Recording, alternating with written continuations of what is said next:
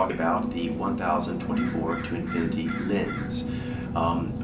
Before we get into that, we'll talk about its purpose.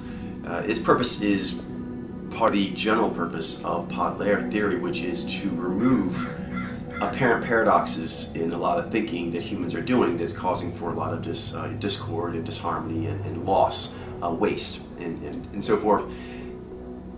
There's quite a few points that happens at, and some relate to how we even get to here, so I'll go over them quickly, but I won't be spending too much time on them. I'm going to kind of hope that anyone who's gotten this far is cool with this much.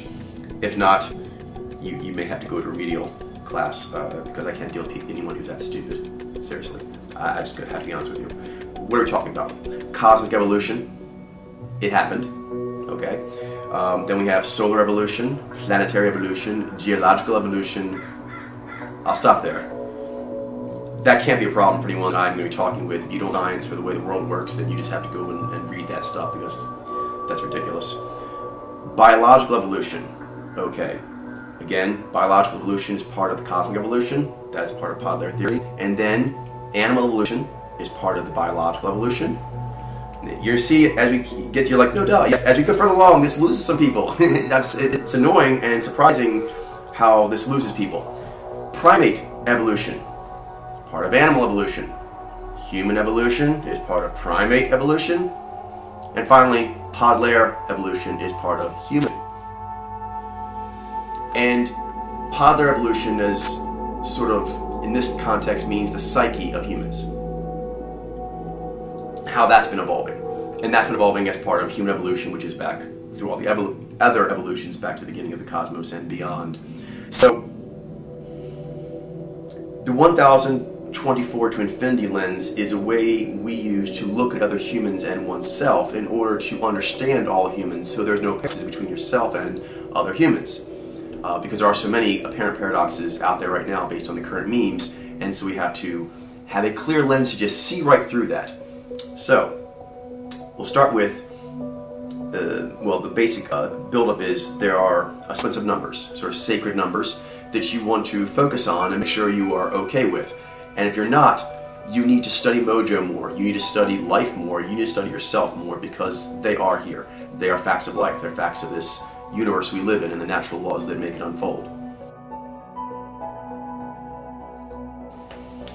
The number one cosmos, one galaxy, one solar system, one planet, one biosystem, and one human species. We're all one part of the one human species, the human matrix. You may have heard use other terms here, the human collective. It's all the same thing, but it's one thing, part of the Gaia-sphere, which is part of the solar system, etc.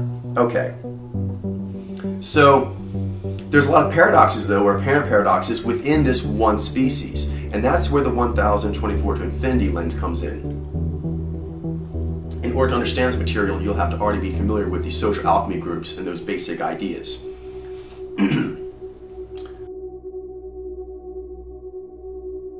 The number 2. The biggest difference is left brain and right brain, adapt and direct, and this gets into the multitude of yang-yin and seeming opposites, but they're not. These are mated opposites, hence the yang-yin with a little each on the other side. So not seeing that is the fundamental reason for these paradoxes or seeming paradoxes within humans, fellow humans, seeing them as different than you, is that left-brainers are going to tend to view right-brain thinking as foreign.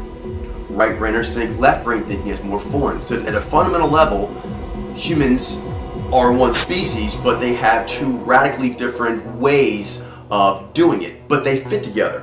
And if the humans were developed, enlightened, and understood that if you're left brain, right brain is a part of you, and if you're right brain, left brain's a peak, and you know how your powers work, etc., there's going to be an acceptance of these other humans and their ways that aren't native to you. Just because they're not native to your psyche doesn't mean they're not native to your people. And there's a tendency to project that or accentuate that with any kind of physical thing. They accentuate that. So it's bad enough that if you're left brain, that someone's doing a right brain thing, but they're doing a right brain thing from a land you're not from. So you add some meme differences on top of that, you can really start accentuating and go, oh, I can't believe how they do it over there. That's how that starts. They, as if that is some other group from the part that you're from, some other species of being, which is not true. So that's the first one. Excuse me, the first one of the twos.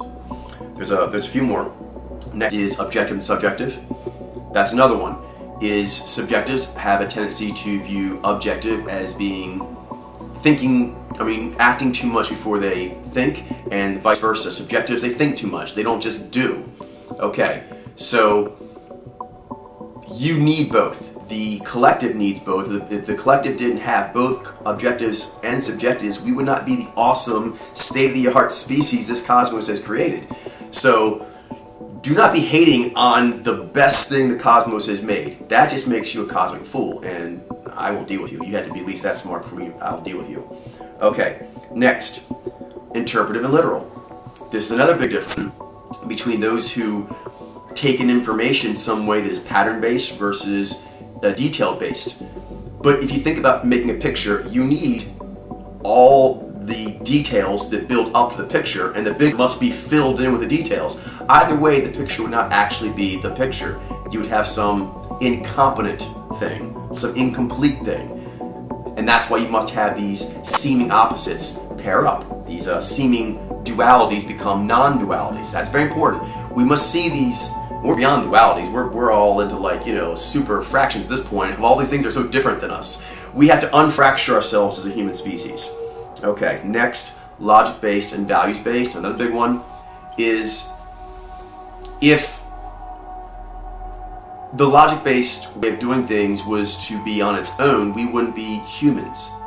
And if the values-based way was to go its own way, the humans wouldn't be here. We'd be dead. So you must actually have the logic and the values, and this again is important about being developed, be developed, and keep getting more developed is, as you go down your peak pathway, you go from being left brain to right, or vice versa. You go from interliteral or vice versa. You get everything. The further you go on the peak pathway, you get all the things that make humans what they are, so it doesn't seem so foreign to you. It doesn't seem so off-putting, because you accepted more of that fundamental part of human nature in yourself. So we all have those fundamental parts of human nature, but we have them in different orders or standing in different parts of the terrain. The more of the terrain we become familiar with and masters of, the more we're okay with the terrain of other people, because we're okay with ourselves more.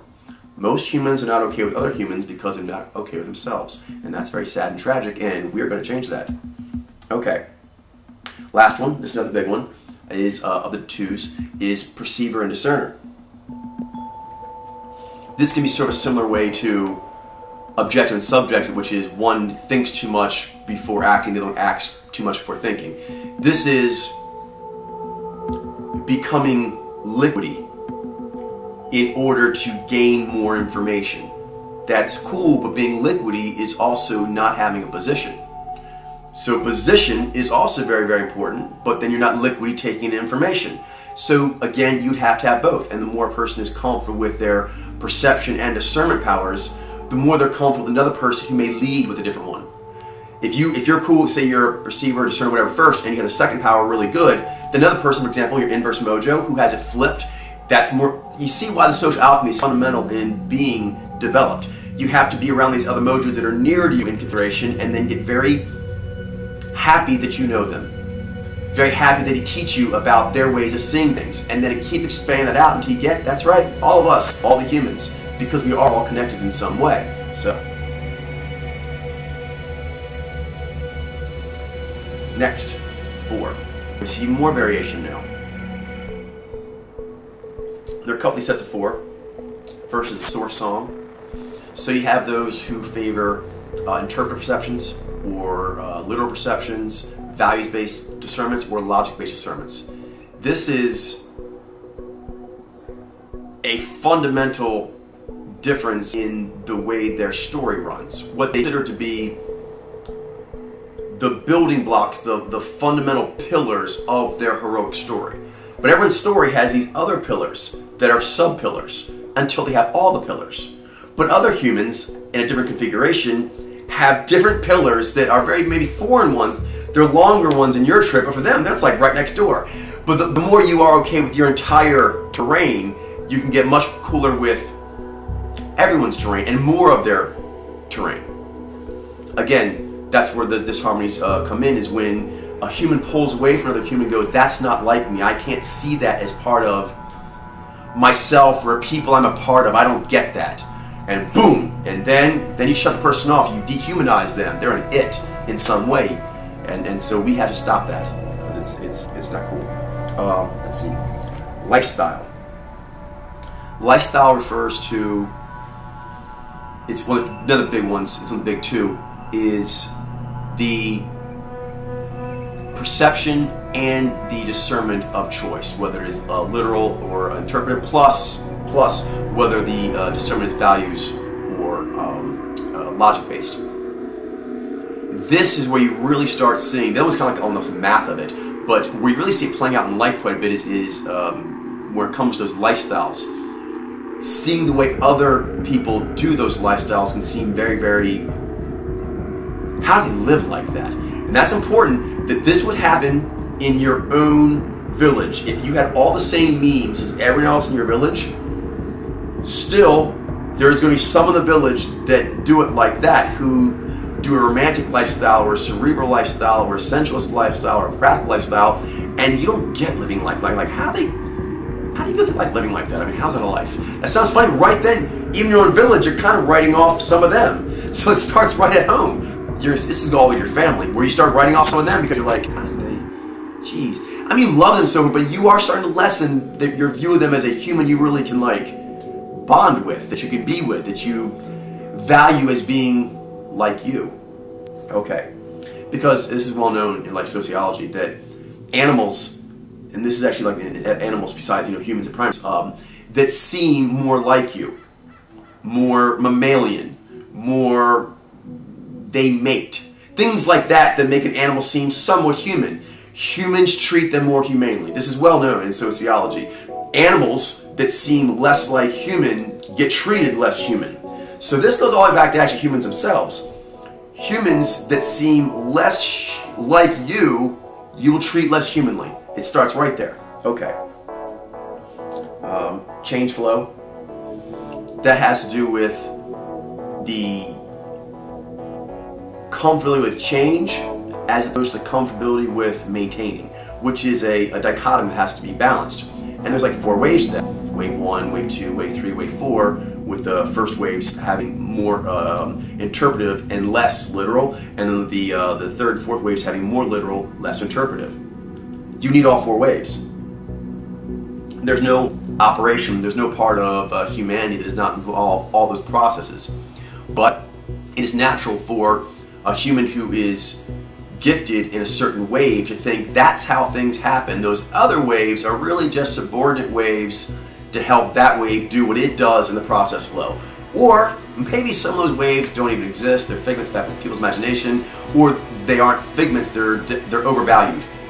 And so right then, again, this is even in your own tribe, your own people, your own family, I don't like the way they work.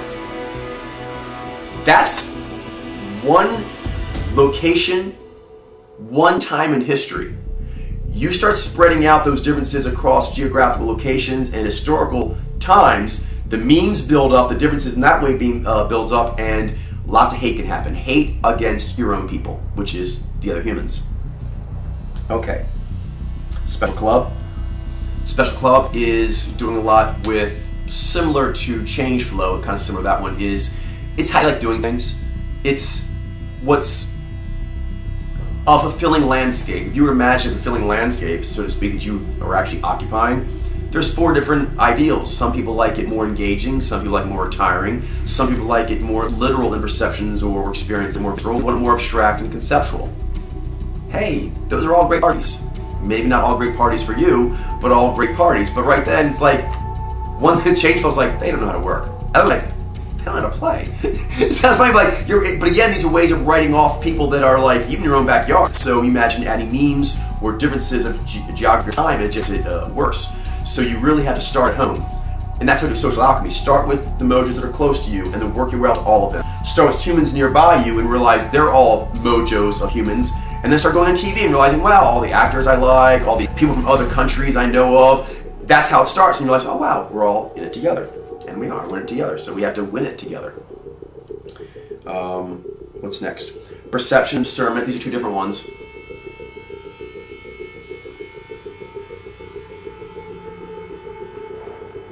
Your lead perception, which gives you the eyes you have, whether they're cunning eyes, prepared eyes, dancing eyes, laser eyes, this has a tremendous amount to do with how you interpret your world, how you see a situation, how you're able to follow conversation. They follow things differently. They follow different things in the same conversation. So those who have different eyes than you, so to speak, can seem like slow, stupid. It's kind of funny. You can have 4 different sets of eyes watching the same thing, and they're getting a lot of information, while the other 3 eyes are all thinking of that one eye, all of them together, doing it all at the others. They're stupid. All thinking the other ones aren't seeing it, because you'll talk to them or whatever, or you'll look at them and you're like, they're not seeing what I'm seeing. And when humans think that something isn't seeing what they're seeing, it's less them, and thus less human. That's how it works. You must understand that basic concept. So you need to understand that, okay, when I see prepared eyes or laser eyes or dancing eyes, those aren't like me, but those are cool, awesome parts of the superheroic tribe I'm a member of. I'm glad there is dancing eyes, Christina, and there's laser eyes, Bob, there's prepared eyes, Fran, and there's cunning eyes, me, because that makes the coolest tribe ever. That's how we evolved all these thousands, millions of years, so apparently that's spiffy. So it's stupid to hate on a power that if my adventuring little group, role-playing game, if I don't have those eyes in my adventuring party, I'm not going to do very well. So it's stupid to hate on that. But they hate on those who have different eyes than them.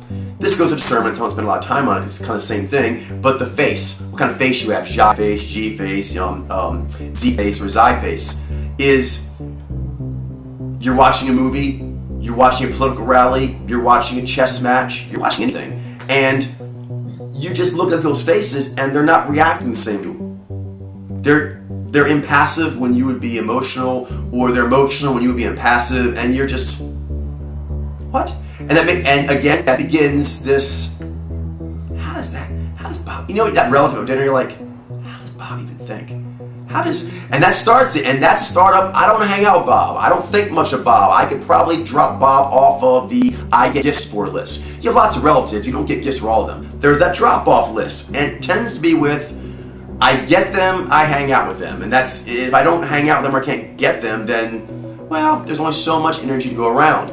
That's crucial. So it's important for you to see the value in a person, otherwise the natural instinct for you to use smart energy choices will kick in as, why bother spending energy on a lesser thing?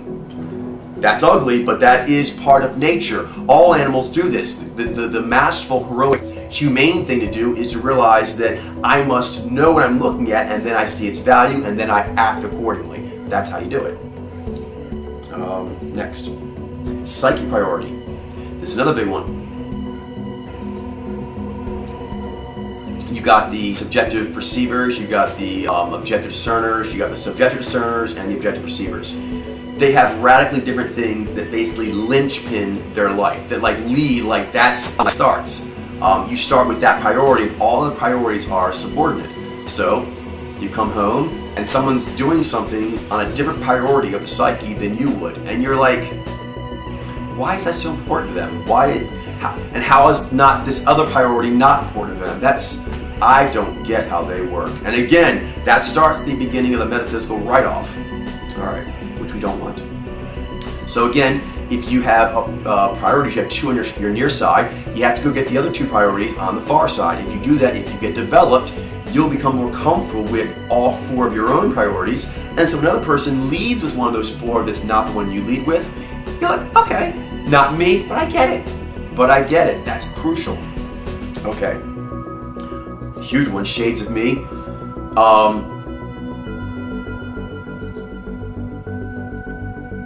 The different ways the powers can be set so that you have 4 modes of the same 4 conscious powers.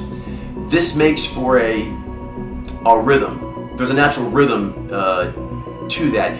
It's more mathematical in nature, and that's why shades of me can be a more difficult one even to start with for the individual.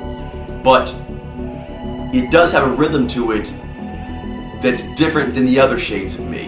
And once that rhythm is established, Again, it's difficult to understand why others cannot get in that rhythm. There's a rhythm to it. You know, for example, I'm Nai, Ji, Zai, Vi. There's 3 others that do that, and there's certain things when those 4 mojos, although they can be quite different in a lot of ways, they do share a lot as far as the rhythm. There's a rhythm to the way they do things because they share the same conscious power. It's annoying. This kind of gets into tacit there because it's frustrating, and we have to watch for this, to do a rhythm, and some people can get the rhythm and some people can't. You know this, you try to teach someone to do a move, to serve, to dance, to do whatever, to fla la la, whatever the matter you're trying to teach them, and they just can't get the rhythm of it. You start wanting to just, well, you know what, maybe you should stay home. You know what I mean? We'll come back for you, maybe. And that's where it starts. Maybe just leave them at home. And so that's what happens with other humans is they can't get in rhythm with me. So you need to find out why that is. And maybe you can get in rhythm with them, or maybe that's the way it's supposed to work. That's important. Sometimes that's the way it's supposed to work, is that person's rhythm is different than my rhythm.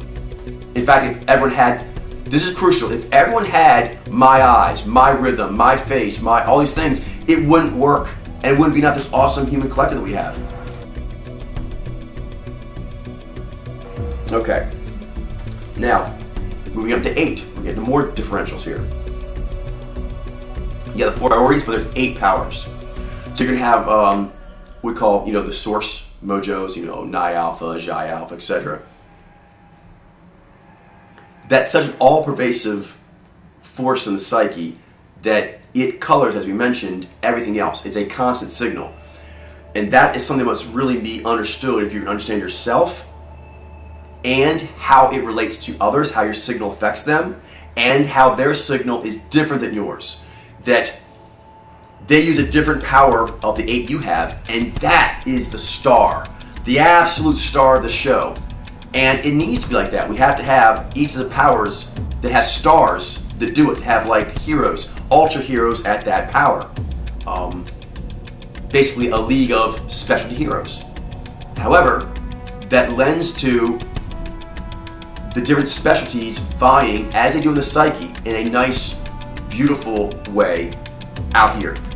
But out here, due to memes, you can have memes going through time and they build up alchemies in culture, in systemic dynamics that are way off the actual alchemies that humans came with. And that's why we have a lot of problems right now.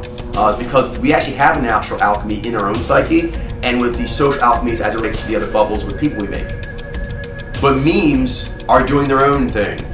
Memes should be serving that, but they don't, and that causes for a lot of strife and a lot of misunderstanding that is just completely unnecessary. Storylines. This is kind of an accentuation of the source song and the lifestyle, which is, for example, you have Nejez, Genez, all of the inspirational pairings where one partner's story, half the storyline is in the unconscious and the other part is conscious, but it's one story.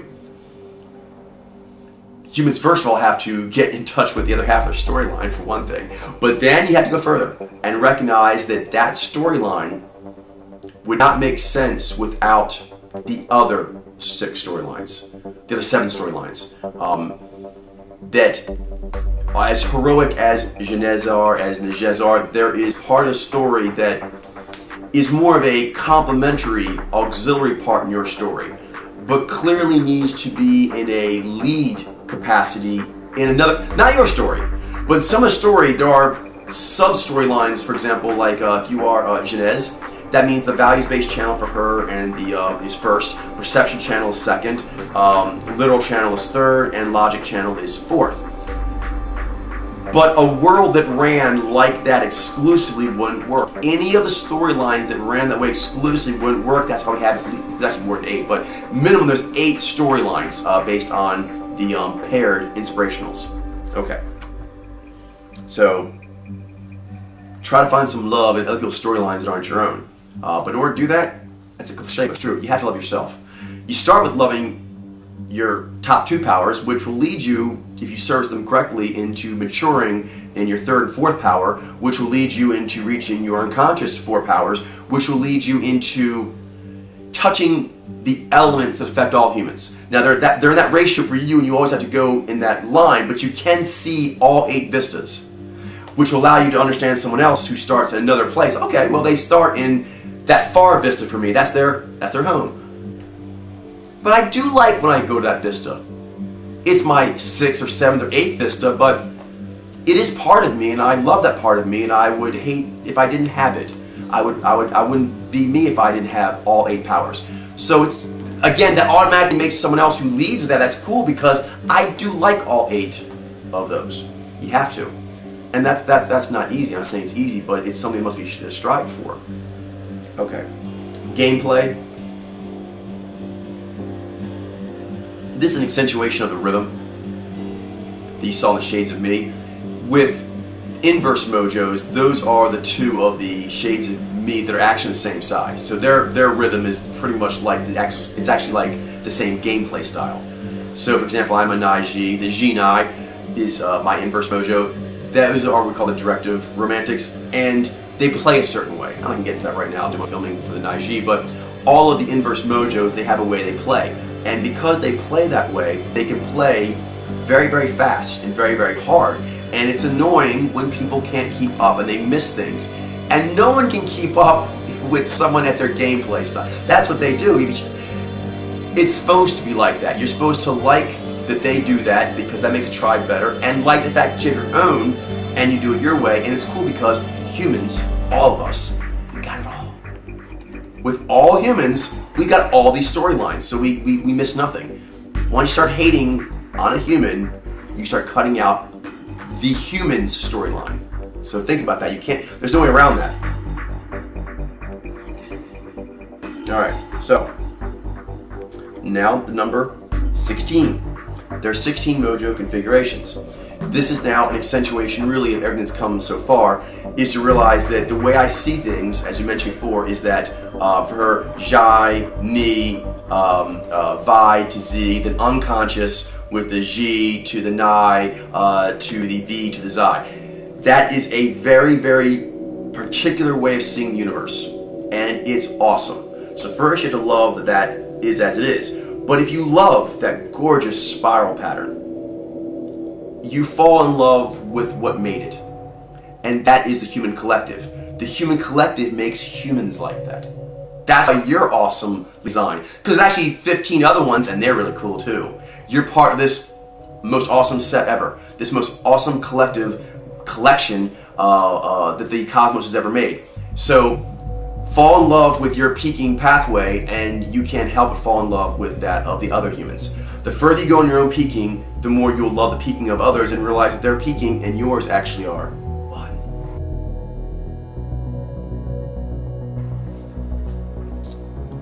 32. Now we're getting a little more differentiation. We didn't mention this as much in the social alchemy, but we'll highlight here some, is whatever mojo you are, there are those storylines you mentioned. You have the inspirational half that's in the unconscious, but the male of any mojo is going to have that genderization of themselves affecting their storyline. So a female of the same mojo as a male will not look at the world the same way and will not look at each other the same, because their biology also affects the psychology, which affects the psyche and the soul. It's all really one continuum. So both are perfect, both are beautiful, both are awesome. And again, if we only had, let's say, left brain males, right brain females, or only left brain females, right brain males, that wouldn't be cool. It wouldn't be fair. And it's kind of nice. Cosmos has been rather egalitarian this way. There is, pretty much as far as we can tell, a nice even cross-section between males and females on all the dichotomies. Perception, discernment, and so forth, left brain, right brain, subjective, objective, pretty much men and women experience all those things the same. As far as how it manifests in birth rates and things of that nature, I think the statistics on a lot of those things are really off. I think memes affects a lot of like the personality tests and things like that. I think it's actually more even, but memes actually cause for a lot of misreads. For the reason, why the misreads? Because memes say one's better than the other, that's why. So people say they're one. Women may act more right brain, try to be more right brain, pretend to be more right brain when they're not because the meme says they should. Maybe a right brain guy pretends to be more left brain, or pretends to be more objective. Or there's all kinds. It depends where you're from. But whatever it is, there's an attempt to stretch to be successful in the meme environment you find yourself in. But with a recognition that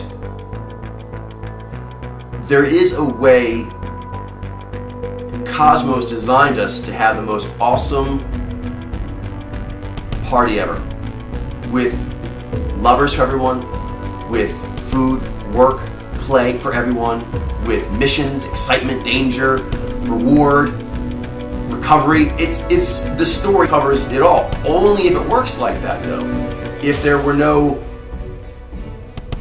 female versions of your mojo, we would not be complete. If there were only no male versions of your mojo, it would be incomplete. You have to have all those things. And again, the further you go into your own psyche and your own development, the more you realize you're part of this great story.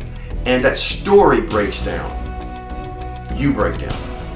If you start to hate on a creature who is built like you, being like your being, but the only difference is they're a different gender, that's fucked up. And right there, you become a little ignorant to really ignorant. But that's how it begins. Right there is like, you are just not seeing it right. The memes have clouded you. If you start studying this material and you get proficient at it, it's fairly obvious that men and women are equal this way. They have the same mojos and the same ratios, and there's no difference other than the memes that get thrown in their lot. I mean, of course, there is the difference in storyline, but there's no difference in power or prestige of those storylines. Okay. Next. By the way, say the 1024 to infinity. Why? Because this is not a box. So please don't think this 1024 facets is a box. It's the opposite. It's the most sophisticated lens that we consider to start with. That is a starting place of which to understand a fellow human. But there's infinite variation in humans, such as starting with gender. You have females, and there are things in between. There are people in between. So they're between. So that's just part of the infinity. So right there you would have 32 to infinity. So 32 gender mojos plus all variation. And I've been saying that a lot. Plus all human variation. All human variation is human. That's just the way it works. Okay, so some people, that makes them get freaked out, but I'm sorry, the math just doesn't favor what you're thinking. So you're just going to have to suck it up and stop being stupid and lame. Alright, next. 4. Take this 32 gender mojos and you go to whether or not you have they're gay or straight. And that makes 64, we'll call it lifestyle or sexual orientation storylines. And that affects the storylines. So if you have a male who's a certain mojo and they are gay or straight, that will change the story. It doesn't make it separate from all the rest of the human stories. It's just a different variation on the story. And again, to infinity, obviously you have, bisexual, and you have like bisexual favoring straight, bisexual favoring gay, and every variation in between. So I'm not gonna get into all that because that would make a number too big. 1024 is already making people flinch because that's really big. So that's like the smallest I think a lens can be to elegantly start to see humans. So on the sexual orientation, it's gay and straight, and it's just sort of a spectrum, obviously. I think most ones coming up now are kind of spectrums. What else? Just last ones. 512. Whoa, that number really jumped. I know. So before I freak you out, that's because of something we may have mentioned before elsewhere on the site, is the age phase groupings. And these are kind of well known and sort of standardized in a lot of fields of study to being basically 1 to 6 years old, 6 to 12, 12 to 20, 20 to 35, 35 to 50, 50 to 65, 65 to 80, and 80 plus. So there's 8 of them. So if you multiply that times all the other variations you've seen, you come with 512 different kinds of humans you can be meeting, because you take the same person who's got a mojo and they're a certain gender, they're a certain sexual orientation, but what age are they? Pre-adolescence, adolescents, are they middle-aged, are they retirement? That's a radically different person because their physiology will change. There'll be chemical changes, hormone changes, as is supposed to happen, and that will affect the psychology, which affects the psyche, which affects the soul, and it's one thing. Okay, so again, that's 512 to infinity because, first of all, There's certain biological factors that you would associate with certain age phase. Some people don't experience them at the same age phase other people do. It's delayed or it's early. So obviously it's not linear like that. It's not that cut and dry.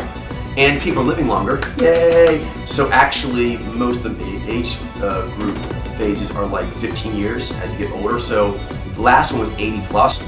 But there's actually going to be a lot of people who are living over 95 years old. So pretty soon it's going to be 80 to 95, and then the 9th grouping will be 95 plus. And hopefully that just keeps going. Longevity keeps getting better and better. But we're just keeping it 8 for right now because that's where we are at this point. And again, it makes for a nice, beautiful number of the 1024 as a beginning place. But that would be all ages. All ages are somewhere in there. So all humans, it doesn't matter when you're looking at a person, and humans do this. They're younger than you. Oh, look at those people. How do they act like that? It's again kind of writing that generation off as if that those people are not like you, like they're a different breed of human because they listen to different music than you do. Or someone's getting older, they're closer to death. Ugh. So that's not here. Like that part of our demographic does not exist with us. Okay, that's just again stupid and lame and weak, and we're not going to roll like that because we're all humans, and you're going to be old, and then you're going to be middle-aged, and then you're going to be dead. And that's beautiful, and that's great, and it's wonderful, and it is for all of us. So you write those off. Again, you're writing off part of your own story, one that has already happened or will happen to you in the future, and you're making yourself less, and when you make yourself less, you make us less. So don't do that. Okay. What else? 1024 plus variations. That is, we've noticed on the keening and the peaking and the stress lock, things like this. It's basically a spectrum of, are you shining, are you dimming, are you flowing, or are you locked up? So again, the variation here is actually infinite, but we're just using kind of a dichotomy, which is you're flowing or you're not flowing. And again, those same individuals, a person could be certain mojo, certain gender, certain sexual orientation, a certain age. They're having a really bad day. They're having a really good day. They're having a really bad year. They're having a really good year. They're having a really bad life. They're having a really good life. That may seem like a radically different human. Like those two humans are no way related to one another, but they are. And if you can see that those are two creatures that are very much related, then you start seeing the relations of all the other ones. Because again, someone starts having a bad day or they're stressed. If you're stressed, or perhaps you just can't see the stress they're under, or you can't explain it, it just seems like some fucked up behavior by a fucked up person, and you don't want no part of them. And that's the beginning of, again, I don't know you, what are you? How do you act like that? How does a human think or act or feel or see like that? Now, by the way, sometimes when you do that, a person is straight up villainous. I'm not saying there aren't villains in the world, and you have to actually be cool with every person if they're villainous. But I would say the majority of things happening is not villains. It's actually people who are blind, who are in pain, who are stupid, who are weak, and they're bumbling around, and other humans doing the same things, and their elbows are getting thrown. That's the majority of it, and it gets escalated to some pretty horrific levels. Okay, so we have to stop that and make it the way it should be. Harmoniously productive.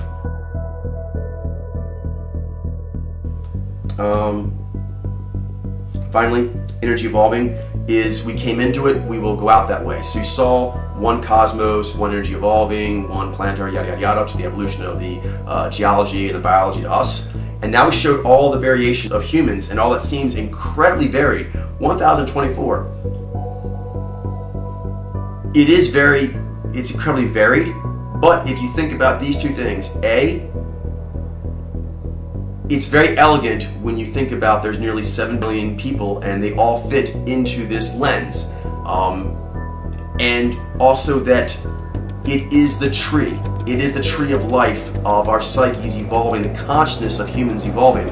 So it should be pretty complicated because how else would you explain all the amazing things humans are able to do that no other animal is? We are part of the animal kingdom, but we can take pride in the fact that we have done things that no other creature has. So let's keep going. Let's not muck it up now. Let's actually take full ownership of these special gifts we have that Cosmos has given to us.